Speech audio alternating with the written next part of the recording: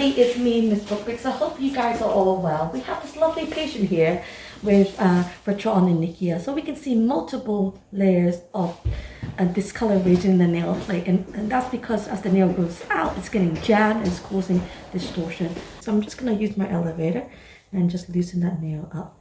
It's quite a weak structure, the nail plate.